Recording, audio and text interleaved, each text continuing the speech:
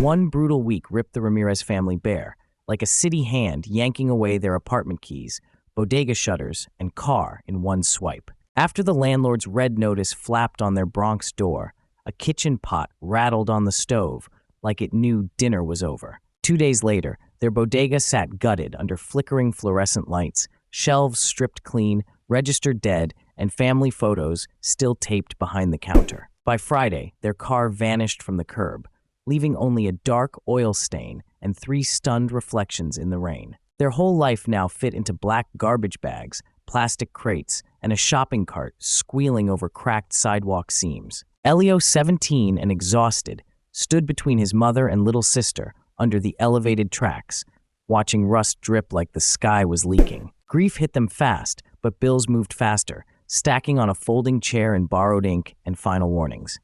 Then Elio remembered the weirdest leftovers grief had ignored: Abuelo's mushroom kits, a dented Xerox machine, and expired Metro cards rubber-banded in a cookie tin.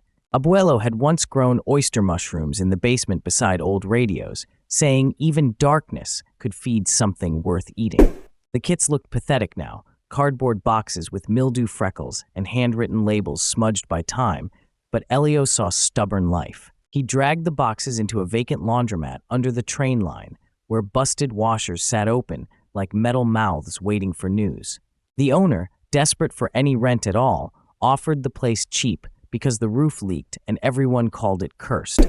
Elio took cursed over homeless, then scrubbed detergent slime off the floor until his knuckles burned and the room smelled less defeated. He used painter's plastic, thrift store shelving, and salvaged buckets to build a mushroom room where the old dryer heat held steady. At night, blue grow lights turned the cracked laundromat windows into an underwater glow, making commuters stare as trains screamed overhead. His mother learned to mist the growing bags on a strict timer from her phone.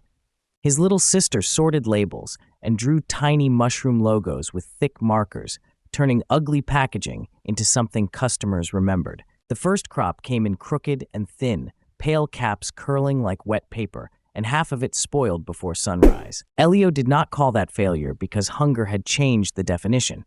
He called it a lesson with visible mold.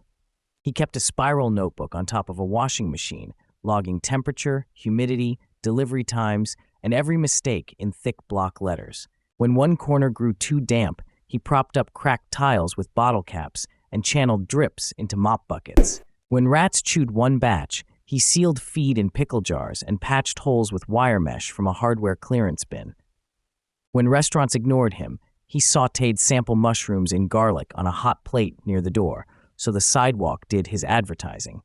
A Dominican cook from 3 blocks away stepped inside for the smell, left with a crate, and paid cash by sunset. Cash bought rice, then more substrate, then enough courage for the second crazy idea sitting under a dusty tarp. The dented Xerox machine had once been a neighborhood joke, coughing out church flyers and school notices from Abuelo's basement. Elio wheeled it into the front room, wiped years of grime from the buttons, and prayed over a tangle of cords like resurrection was a utility.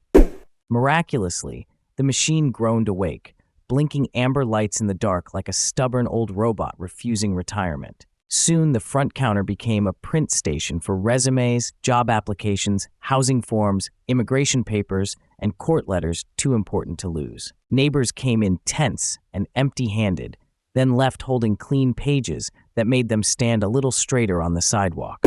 Elio charged almost nothing, but volume turned pennies into rent, and gratitude turned strangers into a real customer network. He pinned a cardboard sign outside reading "mushrooms and copies," which sounded absurd enough to make people stop and ask questions.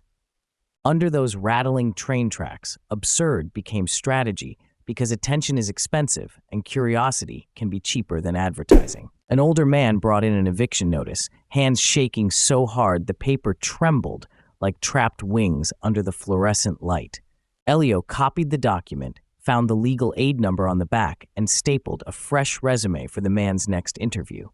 That tiny stack of paper looked ordinary, yet the man exhaled like someone had reopened a blocked hallway in his chest. Elio learned something crucial there. When people lose everything, they do not only need money, they need the next clear step. So he made every service solve one immediate problem before promising a bigger future nobody could afford to imagine yet. Mushroom bundles came with simple recipe cards because groceries must become dinner, not guilt wilting in a fridge drawer. Resume prints came with a free envelope and nearby hiring addresses because good paper means nothing without a next destination. Housing letters came pre-sorted in labeled folders because panic scatters attention and order can save an entire afternoon. Every fix was small, visible, and usable by sunset, which kept hope from floating away into speeches. Still, rent for the laundromat crept closer each month like floodwater climbing a basement stair. Then Elio dumped the cookie tin of expired Metro cards onto the table and laughed for the first time in weeks.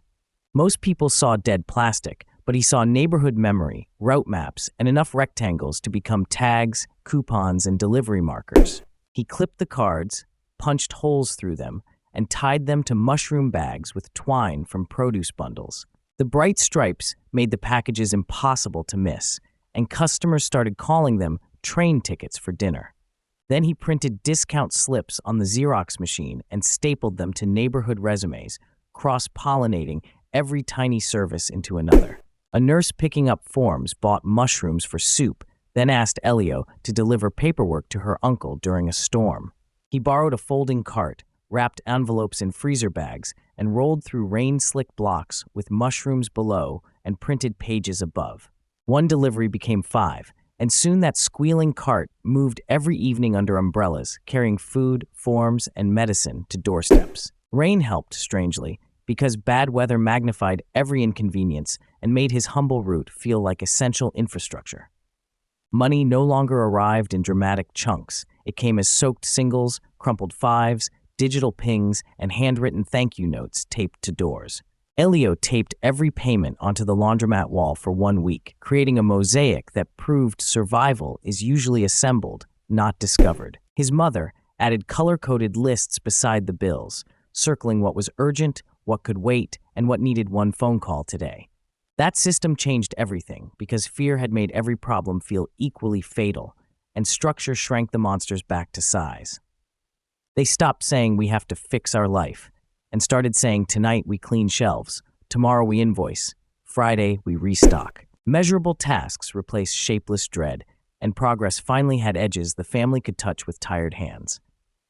By winter, blue oyster mushrooms stacked in neat clusters where broken detergent boxes once rotted beside dead coin machines. The print counter buzzed with copied resumes and neatly sealed letters, turning a forgotten storefront into a paper heartbeat for the block. The delivery route paid enough to cover the laundromat rent, then enough to cover a shared apartment, then enough to breathe.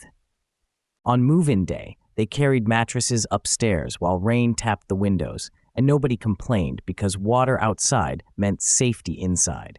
Elio placed one Metro card tag over the new kitchen table, not as decoration, but as evidence that scrap can become structure. The miracle was never magical growth. It was the discipline of using what remained before mourning what was gone. If your own life feels stripped to the studs, start by naming the assets hiding inside the wreckage, however ridiculous they look. List the tools, contacts, leftovers, corners, skills, and hours you still control, because inventory turns panic into options. Pick one problem people urgently need solved, make the fix visible and easy, and let usefulness market you before pride catches up. Track what works in writing, adjust fast without theatrics, and build systems small enough to survive your worst day. The Ramirez family did not climb out in one heroic leap. They stitched rent, dignity, and home back together one rainy envelope at a time.